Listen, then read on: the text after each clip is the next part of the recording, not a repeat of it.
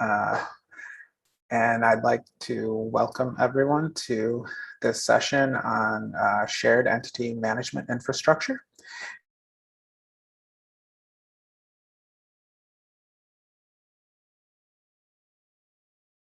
Just a reminder, this is being live streamed to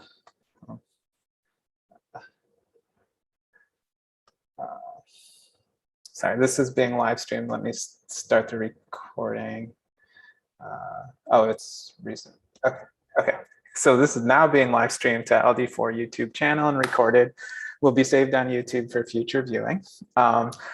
Slide resources here that are shared include the conference website, which you've probably already seen. We have a code of conduct, Twitter handle and hashtag, Slack, where you can find tech support, and then also if you visit the Slack after this session, you can continue the conversation from the Q&A and the tools channel. So I will ask that you post questions in the Q&A. We're going to do a Q&A immediately after each talk. So if you use the Q&A feature, we can keep track of that. So with no further ado, let me stop my share and introduce our first speakers, John Chapman and Ann Washington. And feel free to take it away. All right, thanks, Jim. Can you hear me okay? Sounds good. All right. Thanks everybody for joining us today. Ann and I are here to share information about our shared entity management infrastructure project that we've been working on at OCLC. We'll be covering a few different topics. This is mainly structured as a project update, but we'll also be sharing information about what's coming up in the future as well.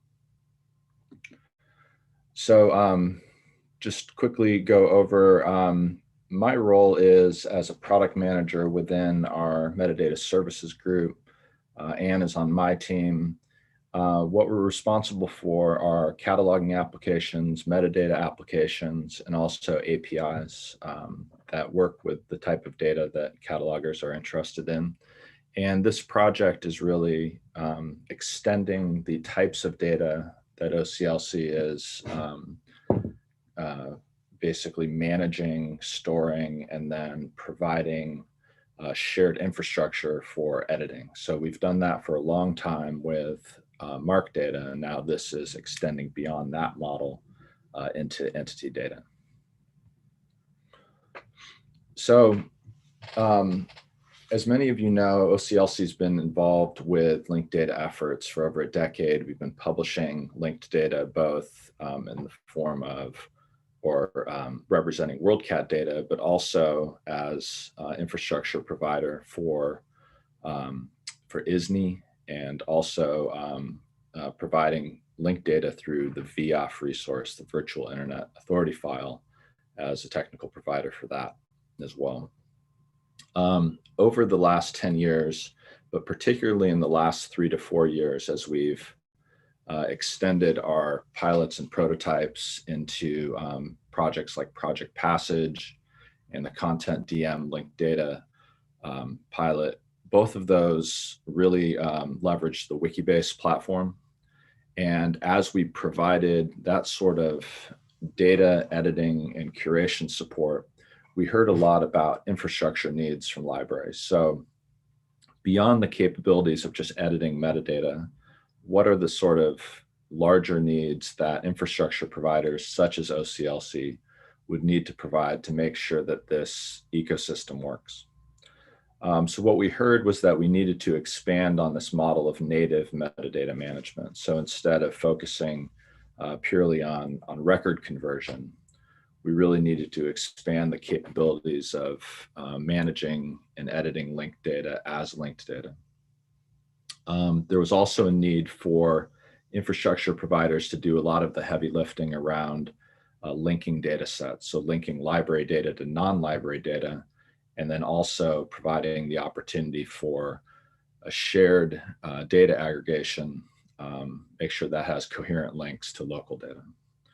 A very important service as well is to provide identifier creation services at the point of need. So what I mean by that is, as librarians or metadata professionals are looking at a large data aggregation and they need a identifier right then for an entity that they know about but is not represented in that entity aggregation, they want to be able to get an identifier right away and begin using that in the metadata that they're creating.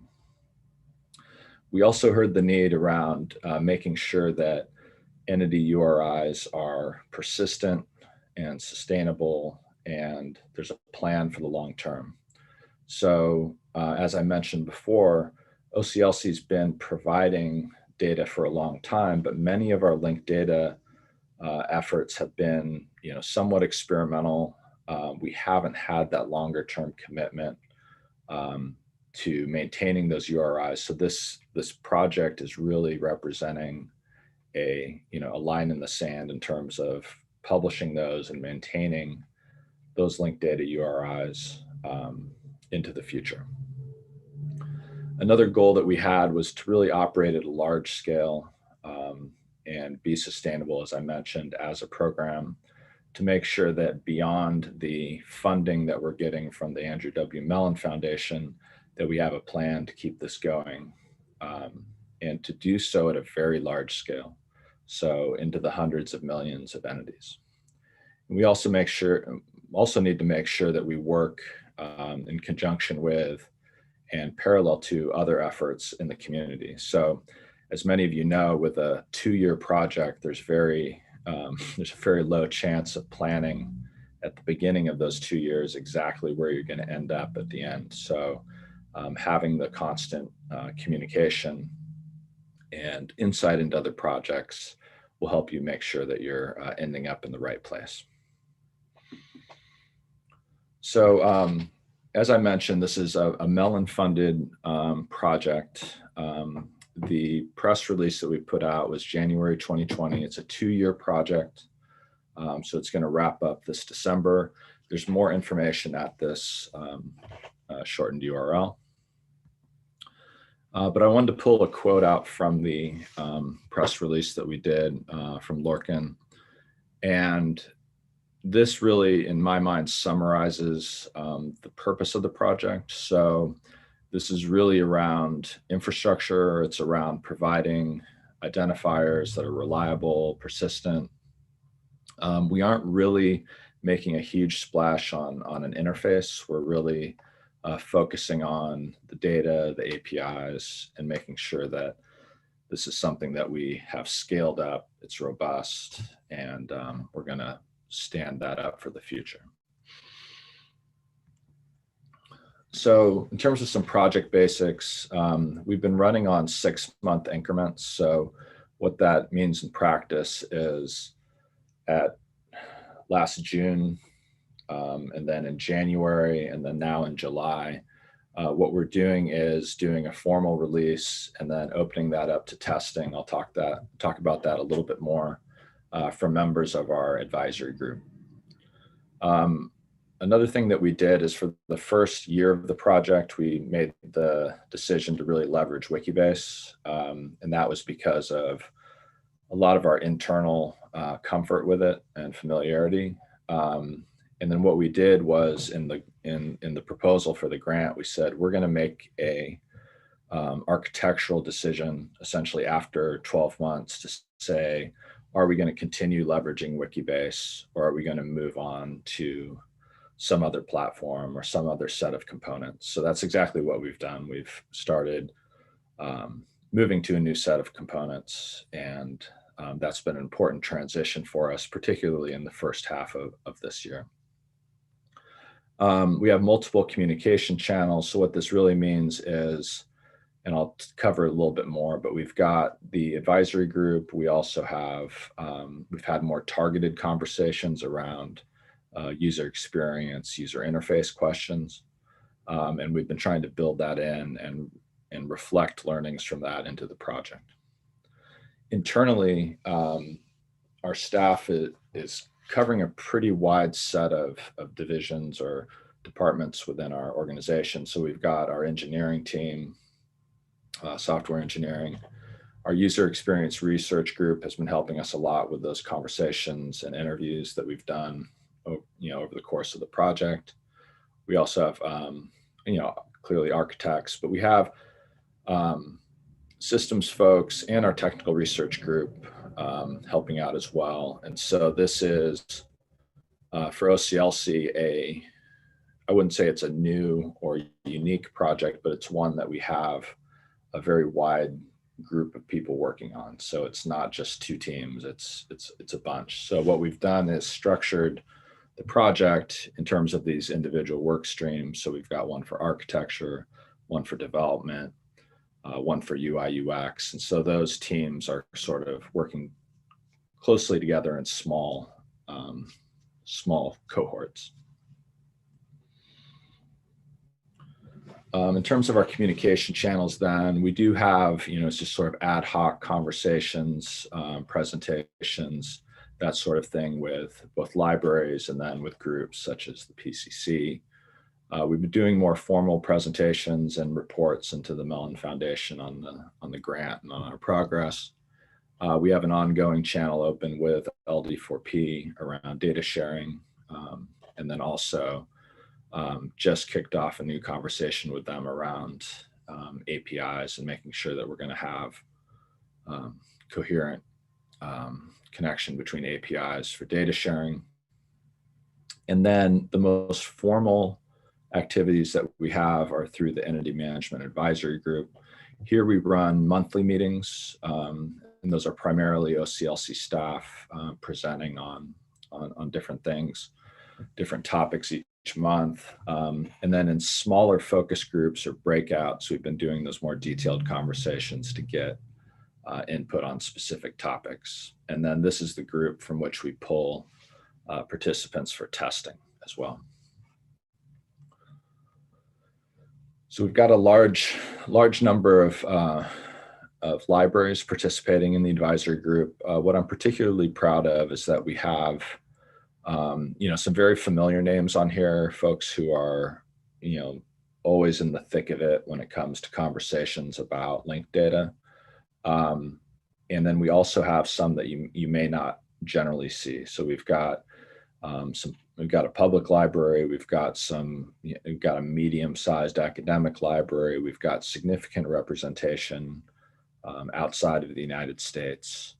And I'm really happy with the variety of folks that have been in the conversations with us.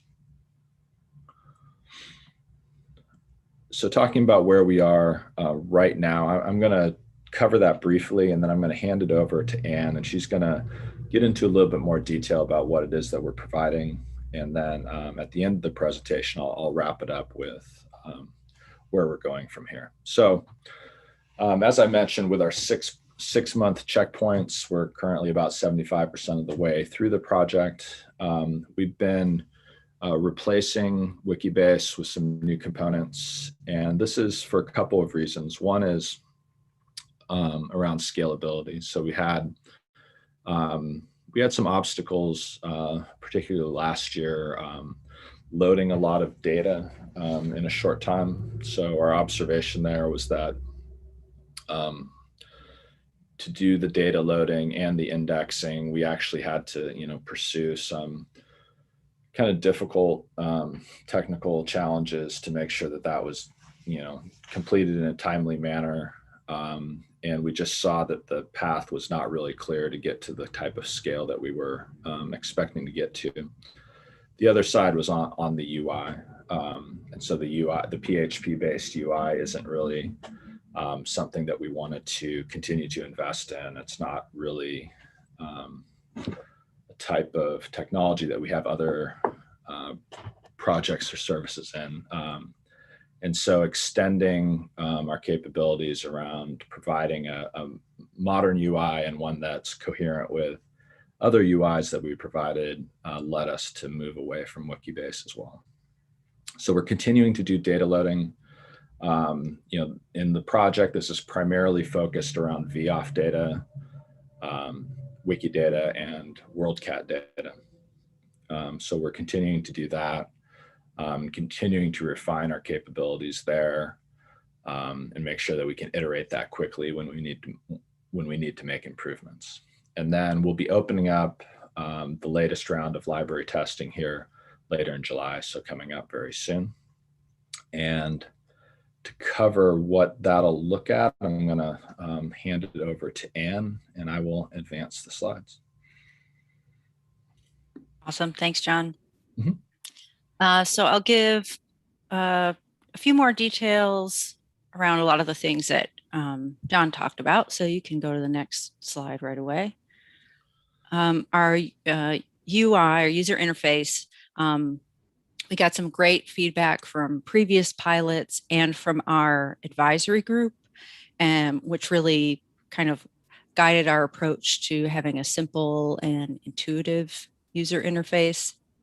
And again, this is on our own architecture. So what we had worked on kind of most recently was just our first iteration of that, which will allow search and view. In our next 25%, we have edit and create coming. So again, John mentioned, creating identifiers as a point of need. Libraries would be able to create those identifiers, and OCLC would create and maintain that URI. So I'm really excited that we've got right now just a very simple UI, but foundational for our future work.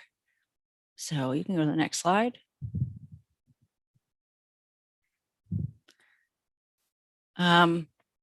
We're particularly excited. I mean, we're excited about everything, but particularly excited about the APIs that we'll offer. So that's going to be, really benefiting from the stability of the infrastructure that we're building. And I think will help us start making, us and the library community start making connections, leveraging all this data in our system. We're going to have 2 APIs that we're working on 2 APIs. So one designed primarily for discovery. So that's going to be searching and reading operations. And then we see this as a way to incorporate data into discovery layers, perhaps reconciliation workflows, things like that. And then another API designed for management. So that would include creating and updating entities, which we can see folks integrating into entity creation and enrichment workflows. I think there was, I'll come back to it if I remember the other point that I had, but data, John described some of the good points around our data for this grant funded kind of component of the project. We're working on focused on creative works and persons. Those will provide a lot of value, we think, in the kind of data ecosystem. The data sources we're aggregating from WorldCat VF and Wikidata. So kind of aggregating that, parsing it out, massaging it, and combining it to create these single entities in our system.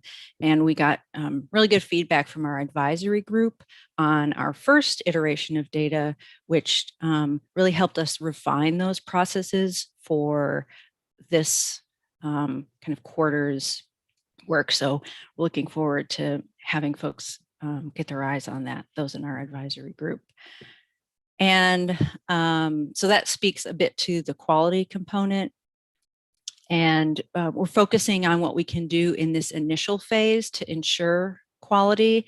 And we, the system will absolutely, OCLC will support, improving quality in the system, but we really hope to have this as a shared environment. So libraries can contribute to maintaining that quality of this data as well. Next slide. And I'm glad John shared some more details about specific ways that we're communicating about this project. But after building this basic, this infrastructure that we have, we're going to be in a good position to have some conversations. So we've moved our architecture, we've built that foundation, and now I'm here to focusing on this project. So I'm really looking forward to having conversations with folks over the coming months, connecting with people in meetings like this, affinity groups, and more. You can send me a Slack message or an email, so we can get a good sense of the needs of the community. That's my main job, is to translate those into what will appear in the product. And we want to ensure that compatibility. So making sure that the APIs connect in ways that are useful to folks. So we want to be able to support those entity management and discovery workflows. So I've heard a lot of great presentations at the conference to get a sense of what folks are working on and looking for. So I'm looking forward to more of this in the future. All right, so what's ahead? You can go to the next slide right away. In January 2022, we're going to have more data. So as of right now, again, at that 75% mark, we have about 50 million entities in the infrastructure. And by January 2022, we'll have more. We'll have that ability to create and edit entities both in the interface and through our management API. We're working on building language support for the interface. Now that is limited kind of in the terms of the grant to, I think, 5 languages, but I've been talking or listening specifically with folks talking about other scripts to support both as the content in the data and what we might do on the interface side. So I'm looking forward to more conversations about that. And then we're also investigating quality measures. So different ways that we might quantify in some way the completeness or the quality of the entities.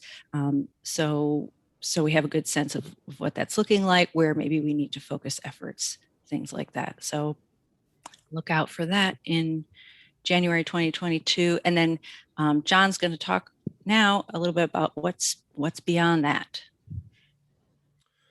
Sure. So first off, I just wanted to sort of pull together a bunch of different threads that we've been talking about here. So we really see 3 major ways that people will engage with the data. And so with the first one, we'll be publishing URIs representing these entities. When you go to that URI, you will see a description of it. You'll see relationships and links that we've created. We'll also be providing UI-based curation and maintenance. So what that means is essentially bundling together in the UI the create, the read, the update, and our search capabilities, so that there's an ongoing maintenance of this data as linked data.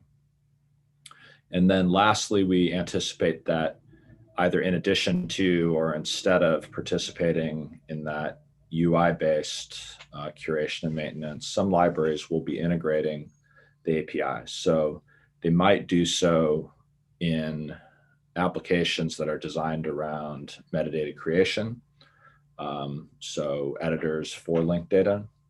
And then some might be more interested in more of a consumption model. So they're displaying entity data, as Anne mentioned, in a discovery layer. They might be doing so as knowledge cards.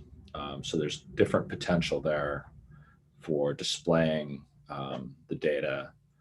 And we are thinking of that as being appealing to maybe a separate group of libraries that will be engaged more in that hands-on metadata creation. So those are sort of the categories that we've been thinking of. And then after this project is over, we're really going on two sort of parallel tracks. So we'll be initiating a project to get bigger and better user interfaces here. So having more sophisticated workflows around working with the linked data. And then we'll also, sort of internally or behind the scenes, further building out our infrastructure to make sure that as libraries are creating more and more linked data locally, that we can make sure that we bring in that data, make sure that we can output data in the types of formats that people are working with locally. So those are really the big things that we have on our horizon after this project is over. And with that, the formal set of slides that we've presented is over. And then Jim mentioned that we'll be doing questions and discussion right now. So I haven't been looking at the chat. I don't know what's come in there. So I'll flip to that. Yeah, so here, Simeon mentioned my comment about moving away from the Wikibase infrastructure. So yeah, it's, we're moving to really replacing the triple store, replacing the indexing, replacing the data loading, and replacing the UI. So we're doing everything. I mentioned that the scalability was important, and then also I think one of the bigger things was around UIs and making sure that those are parallel with other things that we're doing. And let's see. Oh, that question disappeared. That's cool. All right. So Stephen, who is a member of our advisory group, asked, will semi-URIs be open, dereferenceable by anyone, anywhere, like id.loc.gov URIs? Yes. So that's the idea, is that these URIs are something that people will use, and we believe that in order for them to be used, they need to be open and dereferenceable. So that's the idea behind that.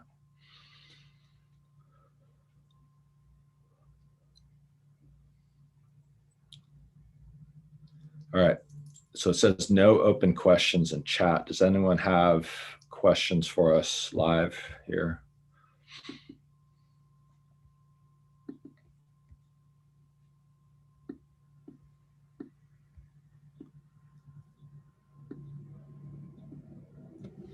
Maybe I'll ask one. I'm curious, for projects such as these that are super important for libraries, how do we, in terms of like a business plan or like a business model, like how do projects like these ensure like long-term availability, just like, I don't know if you've thought about writ large like strategies in this space for how things like these important backbone projects, how can they be paid for and maintained and keep going?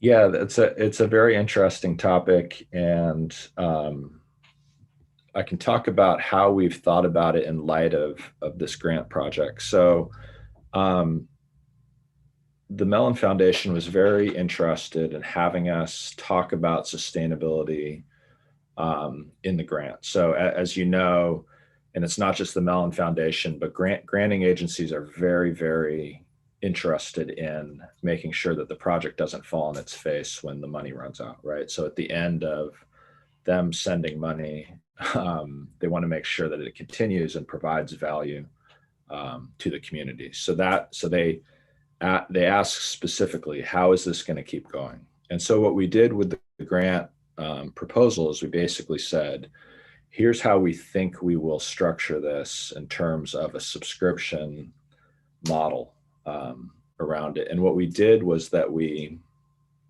really tied that in our proposal to differing levels of API access. But what we told Mellon was that this is our best guess right now, but we're going to go out and talk to libraries and talk to people and make sure that this makes sense. And what we learned was that the model of kind of tiered access to APIs wasn't very interesting or even sensible to libraries. So what they saw was that access to the UIs, access to editing, and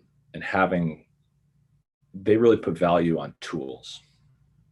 And what was important to us also on the model was to make sure that we opened it up to libraries that might not have been interested in using OCLC services because they saw it as being, mark specific, right? So can a library or a cultural institution that's never, subscribed or done any sort of business with OCLC come in and get value off of it? And so to partially answer another question that came in chat from John Mark Ackerblum, what we've done is structure it so that the access to editing via the UI will be available via subscription at a very low cost. And then the API access is something that will cost more. But we're committed to offering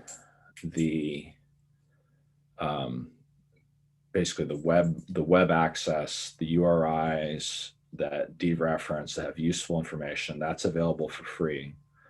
But what we've thought about is essentially how do we have a community that's basically invested in maintaining and curating this data over time. And then that's sort of our shared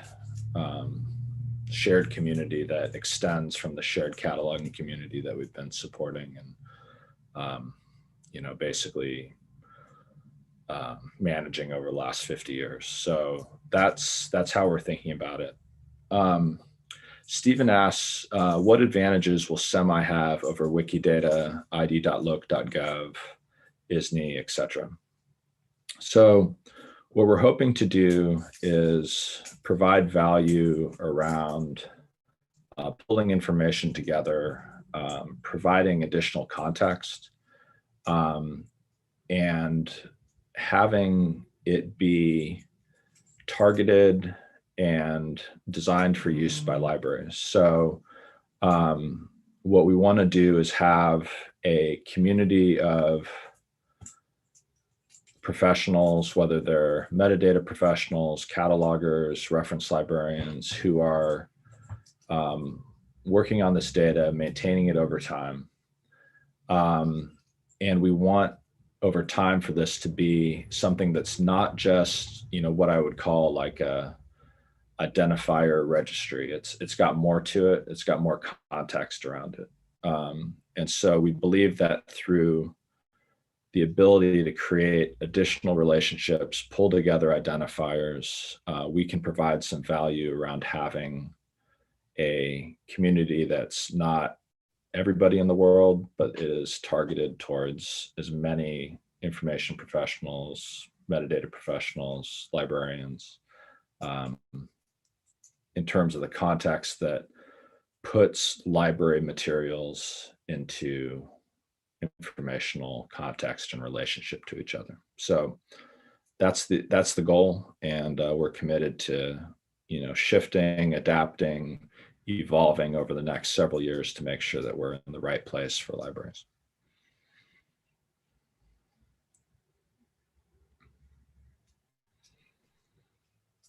Okay, thank you so much, John and Ann. I don't see any other Q&A questions.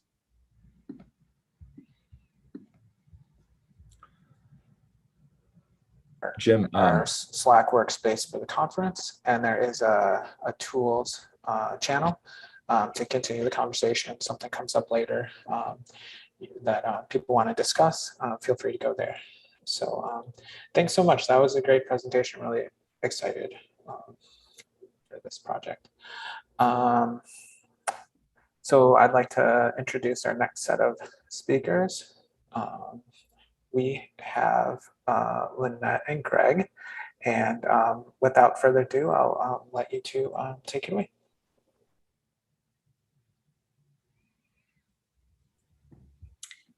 Hello, I am Lynette Rayle from Cornell University. I'm going to be presenting along with Greg, one of my colleagues. I've also included Dave Eichmann on the list here.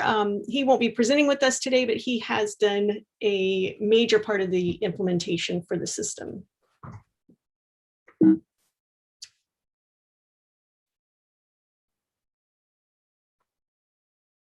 Sorry.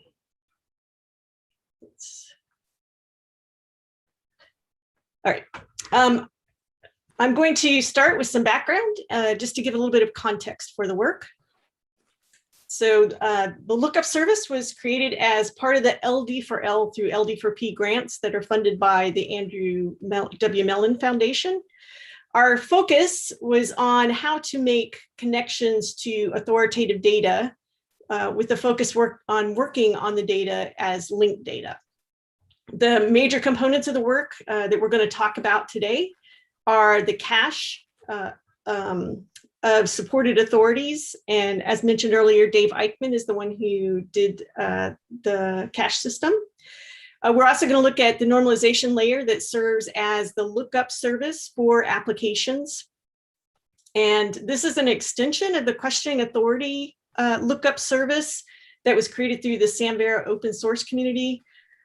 Originally, that system would do one-off modules for every authority. So the extension that we made was primarily to do a single module to process any authority that can return linked data as their results.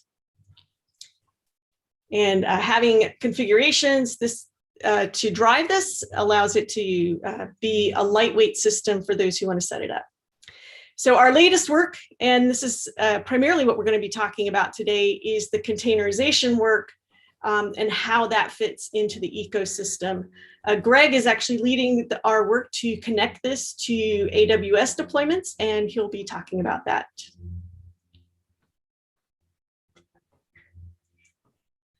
So the goals that we've had and continue to have for the lookup service and caching system are to provide access to many authoritative data systems. We currently have connections to 20 plus connections. Some of these are to the same system, like we have several connections to Library of Congress, but we have over 20 systems that we connect to at the moment. One of the challenges for applications who want to use linked data is that the authority providers provide their data in many different ontologies, and each have different structures to the APIs that you would call to access the data. And so this puts a major burden on the application to have custom implementations for every authority they want to process. So the purpose of the normalization layer is to take this varying data structure and convert it to a standard format so that applications can process the authoritative data exactly the same for all authorities. So accuracy of search results and receiving results in a timely manner are both critical components to the usability of a system. And we want data to be as up to date as possible. So when you cache data, you need to be able to refresh that cache. This is a challenge that we have not completely solved at this point. We are continuing to work on it. Tomorrow, I'm going to be actually talking about a working group in a lightning talk that is focused on change management and how that gets conveyed out to downstream consumers.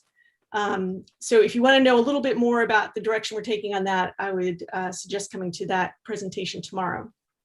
And our latest efforts are on how to empower institutions to adopt our work. So to orient to the ecosystem, I know some folks have heard presentations by me before, so some of this will seem very familiar, but I know there's some people who may not have heard it. So I'm going to do just a quick overview of the architecture. So there are three basic levels. The top level is not part of the system itself. It is the web applications that want to call into the system. So in this case, I'm using Sinopia, the linked data editor, as an example of a web application, but it could really be any web application. The only requirement is that you can make a network call to call the APIs for the authority data lookup service. So the lookup service itself is the normalization layer that will convert the results into a standard format for processing by the web application. And then the final layer is the data. And this can either be the cache, we have a cache, it could be someone else's cache, or it could be direct access to the external authority. So to do access to any of these is the requirement that the data source needs to be able to provide back linked data as the search results.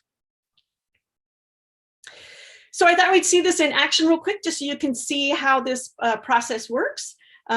In this particular case, we're making a lookup search request to the OCLC fast cache system that we have.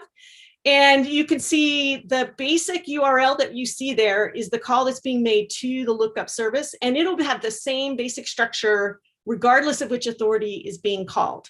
And the critical pieces here I've highlighted. The OCLC fast LD4L cache is identifying which authority we want to access. Person is an optional sub-authority that limits which part of that data source you want to search. And Twain in this case is the query that we're trying to make. That gets converted into the actual API call that the particular data source wants to make. The structure of those calls can be different for every authority. So that hides that structural difference from the web application. And what gets returned? Not expected to read this, because the whole point is that you get a whole bunch of data back. What ontology it's in can be widely varying. And so this is the primary purpose of the lookup service, is to normalize that data. And here again, I've highlighted, this is the basic data that gets returned. Every result will always have a URI, ID, and label. Now, we do provide a means for requesting additional context, but even that context will come back in a structured format, so that the web application uses the same method of processing regardless of which authority they come from. So with a basic understanding of the ecosystem in place, we'll take a look at the architecture that we've put in place for the containerization effort. So there are three separate containers that we're going to create. The first one is the index generation process, and I'll tell you a little bit more about each of these in a minute, but I just wanted to give the high level view first. So we have the index generation from the cache. We have the search APIs for the cache that will actually look at the index, and then we have the lookup service itself. And so the process for each, in the index generation, we download authorities from any number of authority, download the authority data from any number of authorities. It gets put into our Jenna Fusecki triple store cache, and then Sparkle queries are used to create the Lucene index. And sort of the output of that is the Lucene index. And that feeds into the next container, which creates our search APIs for cache. For the cache. And so we have the Lucene index with the search and the term APIs that sit over top of that. And I do give some examples of what those calls look like. And then the last part is the lookup service. And you can see on the left, it's making APIs to that middle container, which is the search API and the term API, and getting back results. And then the lookup service itself does the normalization, and it has its own APIs that the web app can call. And so each one of those is a separate container. And just to give you sort of a look at what the Docker system looks like, this is for the lookup service container. we have at the service label, we have two services. We have the application, which is the lookup service itself, and we have a MySQL database. And these are driven by the environment file, which has information, things like how do you attach to the database and what are the login information for the database. And on the application side, where do the authority configurations live? And of course, the data itself is all in Docker volumes. So one of the advantages of Docker is that on the deployment side, you don't have to configure each of these yourself and worry about what version it is and things like that. So the idea of Docker is to sort of simplify that deployment deployment process. And with that, I'm going to pass it off to Greg to talk about how we set up some AWS templates for deployment. Thanks, Lynette. So what you see here is a moderately complex web application with two main services and a few storage pieces that you can spin up on your local machine or a virtual server with a single Docker compose command. And that's a really nice tool. But if you want to provide this as a service to others, which is really what it's designed for, then we need to start talking about hosting this. So we chose Amazon Web Services as our hosting service because it's widely adopted and we have a lot of expertise in that system. But it's certainly not your only choice for hosting, but it's where we started. Next slide. So when we enter the AWS world, we not only need to create the pieces of the application, we need to create all the infrastructure that it runs on. So some of these things are AWS services like S3 for object storage and EFS for persistent data storage that are pretty straightforward. To get the containers to run, we don't have the simplicity of Docker Compose to rely on. In its place, we have ECS, which uses a task definition to define the things that Docker Compose does, like what containers to run, how many copies to run, where to run them, how long to run them, and what to do when one of them stops. Now that we have multiple copies of the app that restart themselves and automatically connect to storage, we need a load balancer to give our service a stable front end with a domain name for users to access. Then we need to define all of the networking connections between the components and set up firewall rules around each of those connections. Then we need a permission scheme that allows us to create all of those things without the need for full admin privileges over our entire AWS account. So with all these new infrastructure parts, our application has gone from complex to complicated. And that doesn't lead to ease of use, and it creates a much higher barrier to adoption. So to solve this complication, we have CloudFormation, an AWS native orchestration service that allows us to define the entire infrastructure stack in code and provide it to adopters as a template. Just load the template with a handful of variables specific to your AWS account, run it, and CloudFormation spins up all the resources, connections, and permissions that you need in order to run the service. So CloudFormation has a low barrier to adoption because if you have an AWS account, then you have CloudFormation already, and the interface is built in, so there's no need for you to learn a new tool. It takes the form of YAML templates that we can maintain and provide in the repo right alongside the code, and we can update them as the project continues to evolve. So all you need to do as an adopter is plug in a few variables specific to your environment, such as your AWS account number, and you're ready to go. So our deployment happens in two stages. First, you run what we're calling a prerequisites template that mainly provisions the storage. The application needs an environment file and at least one authority definition file, and the storage gives you a place to put those things. It also puts together the permissions necessary to deploy all the other resources, and it does that with an assumed role that has least privilege access. In other words, the template can run with a lot more permissions than your AWS user has, but those permissions are only valid for that template. So you don't need to have admin access over your entire account in order to just spin this up and try it out. So once those prerequisites are in place, you can run the main template, which will pull the Docker images, launch the containers on brand new virtual hardware, put them behind a load balancer with a fresh SSL certificate, and connect all the networking. So the only thing you need to do then is point a DNS address at it, and you have a working QA service. So there is the URL to our sort of demonstration QA service. And I'm going to drop that into the chat so that it persists beyond the next slide.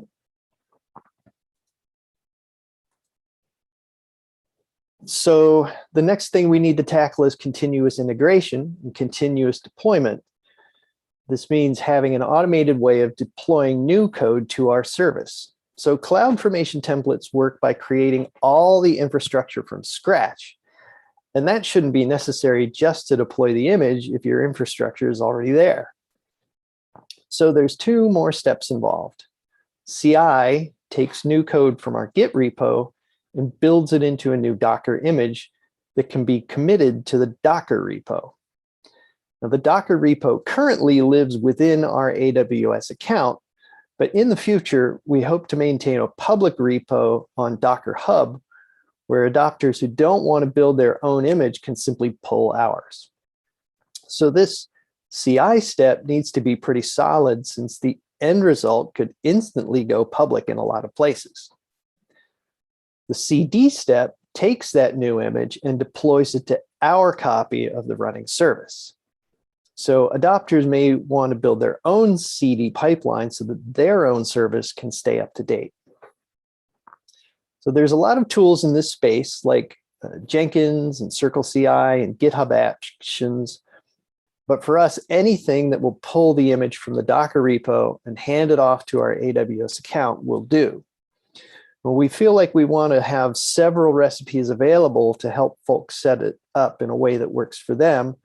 But for now, we have a Jenkins job that does both CI and CD on our service. And we hope to use GitHub Actions for CI in future versions. As for future deployment goals, we'd like to hear from the community about what you would like to see as far as end products. Because we've decided to go with AWS because it's widely adopted, but also because it's what we know best. But we don't want to create a vendor lock-in with our choices. So if there are requests for deployments on Azure or Google Cloud, we can put some time into that. And likewise, it's entirely possible to take these containers and host it yourself in Docker Swarm or Kubernetes. So if we hear that everyone would really like to have a Helm chart to deploy it that way, we can go that way as well. So that's it for me, and I'll hand it back to Lynette.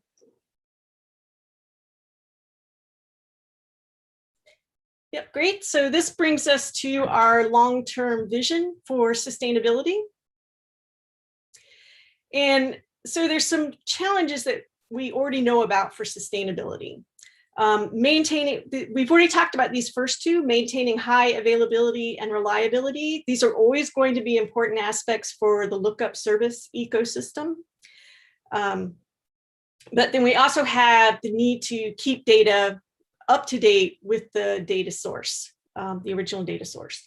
And then we have the sort of financial cost of hosting long-term, high-scale billions of triples, as well as the process for creating the leucine indexes. It is pretty extensive to process all that data and create those indices. So that has a fairly high cost associated with it. So some of the ways we're trying to address these challenges, we're actively pursuing better means for keeping the data up to date. One is to encourage authoritative providers to create an API that will return RDF results when a search is done. Because if they do that, we can have direct access to the authority provider. In the case where we do need a cache, then we are looking at development of recommendations on the structure of change management documents that will allow downstream consumers to keep their data up to date. So one of the challenges for uptime and performance is the number of institutions trying to access a centralized system. And the way we have it set up right now is a centralized system.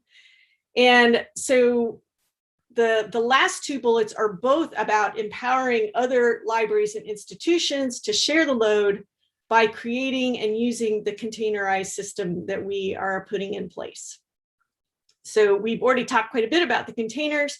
The other part of this infrastructure of working towards getting additional adopters is a failover infrastructure that will reduce the financial cost to any individual institution. So this is an area that we haven't really put any implementation into yet. This is something that we have been in discussions about and have some ideas about how we might want to do it. So I'm going to talk just a little bit about this to give you some ideas of where we might go with it. So this is the current system that is in place. It's very centralized. So Cornell accesses the Authority Lookup service, Stanford accesses it, and all of it funnels in through our cache that is maintained by Iowa, the University of Iowa. There are a lot of other institutions that also access this through the Sinopia app. So that creates a large ecosystem of folks who are trying to access it. So one thing, oh, sorry, that clicked real quick. One thing that you can do now is to have every institution have every layer of the setup, and then they can access themselves. The cost there is that every institution has to have all of that data in their cache to be able to access. So the proposed solution is for institutions to host a subset of the data and configure their lookup service to search across multiple institutions.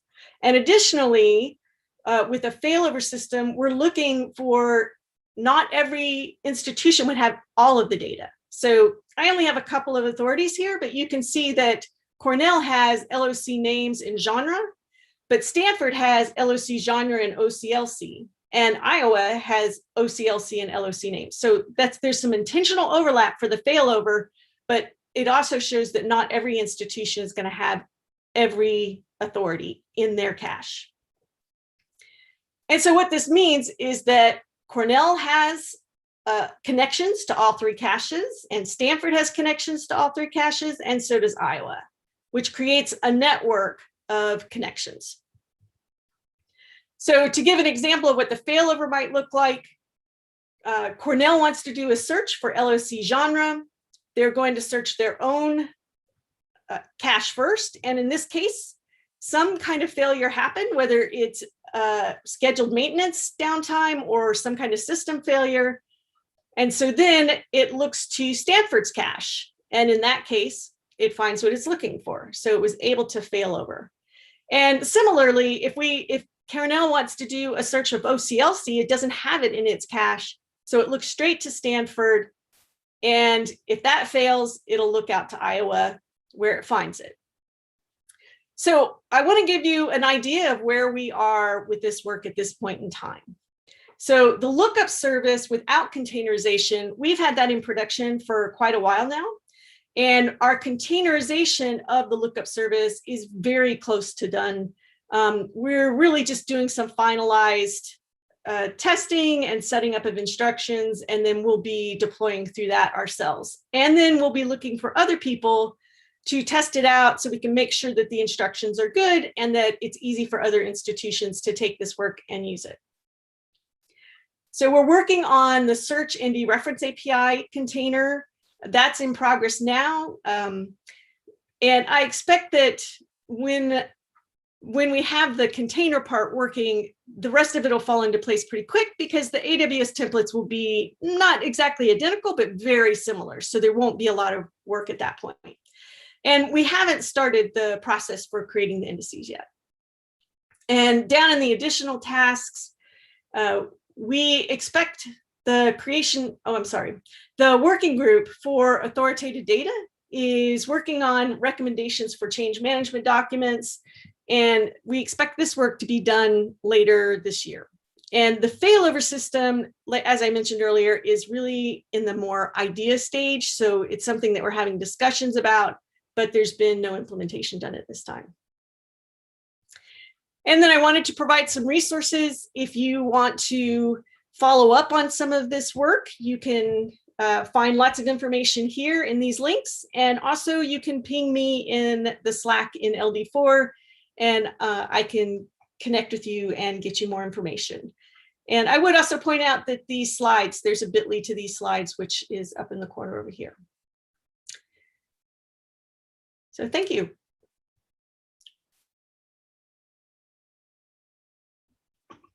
So I'm looking at the questions Rob is asking. In normalizing the data, how do you ensure that there isn't loss of information in that process, especially between different types of authority, person versus place versus concept?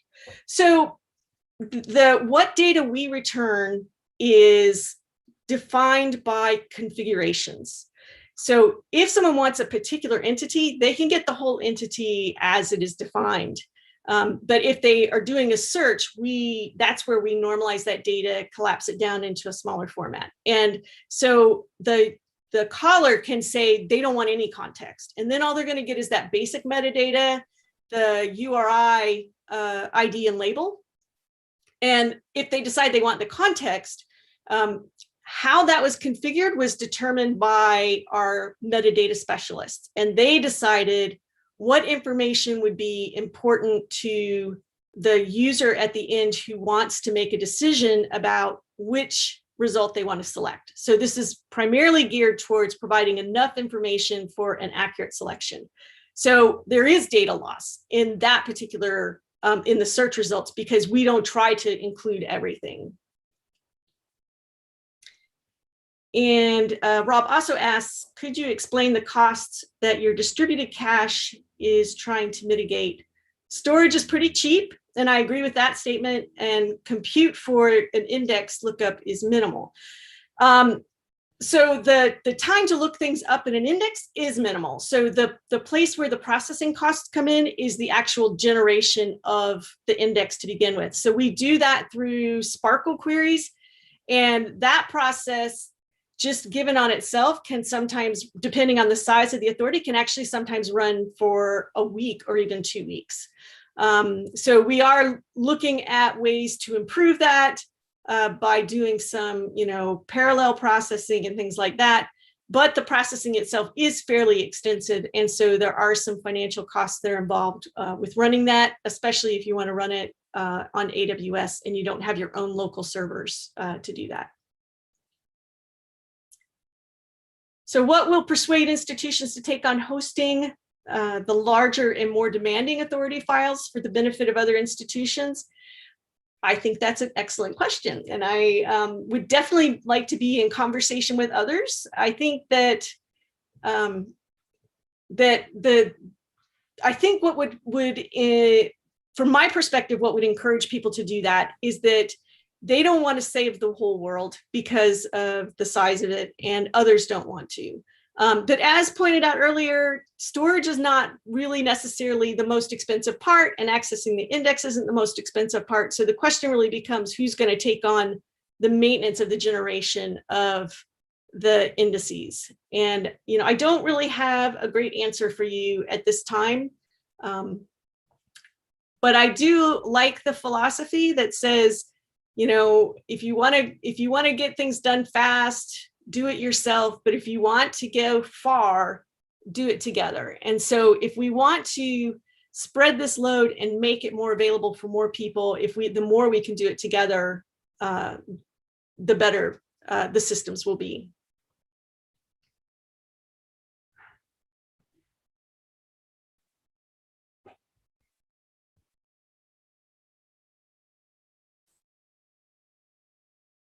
Yeah, thanks for asking those questions. And, if there are more questions, I'll certainly be watching Slack to see what folks are talking about. Lynette, I actually do have a question, if you don't mind. Sure. You talked about the challenge of why we need the service layer to normalize the data, because different systems use different APIs that create almost impossible. You have to set up if you want to query directly. So is it possible to think about what if, okay, as a community, we can agree on a set of standard APIs? So in that way, actually, I know this maybe is too ideal, but is it that possible to work into that direction? Then many libraries has to do caching and providing extra layer to normalize the data.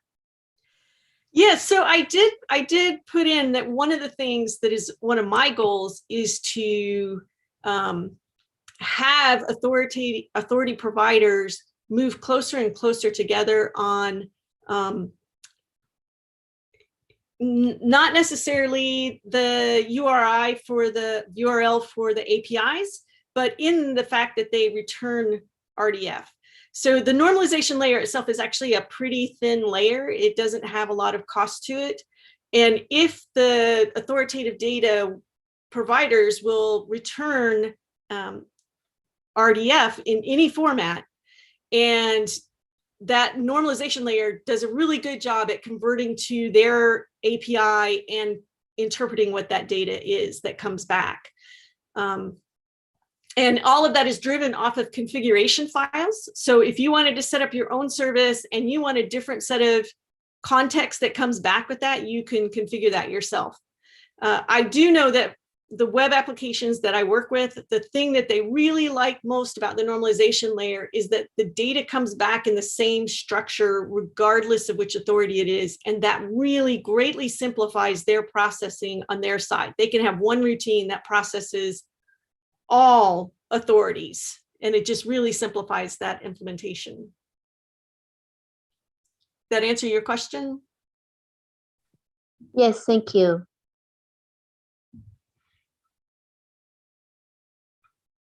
So I have a question from Stephen that says, one of the problems with QA has been not getting the preferred authority in a truncated result set. Is that being addressed in this project?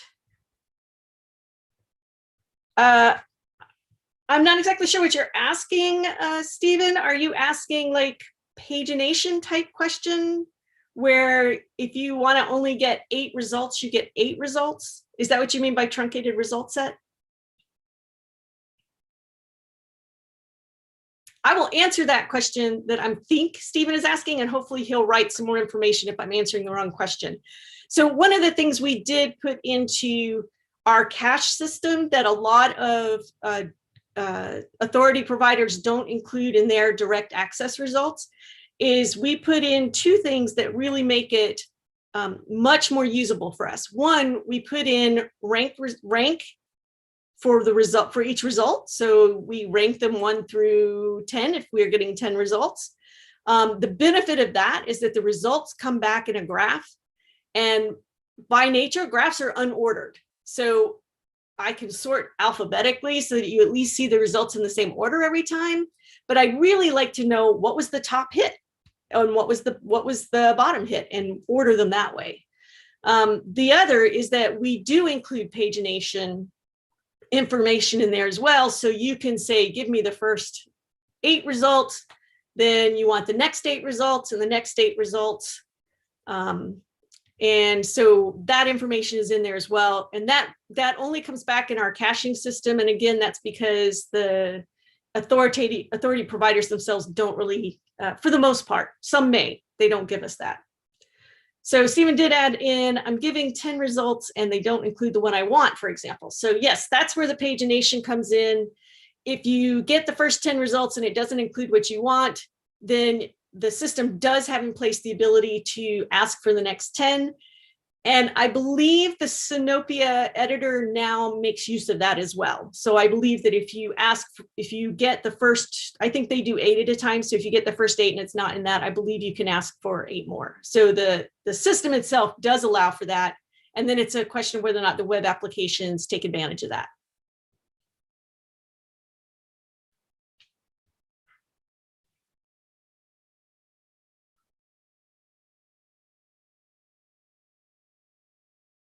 So there are no more questions in the queue. If anyone wants to just chime in and ask a question, that's fine. Again, I will watch in Slack to see if there are other questions. Okay, thanks so much. That's really exciting, the work you're doing, and looking forward to seeing how it evolves over time. So yeah, we've referenced the Slack channel here a couple times. So for those of you who want to continue the conversation, please go ahead and find our Slack channel on tools. I've got a couple of things I want to think about and post in there as well. So continuing the conversation with you all after this. Thanks so much. Have a great rest of your conference. And thanks again to our speakers and those who asked questions. Thanks all. Bye-bye.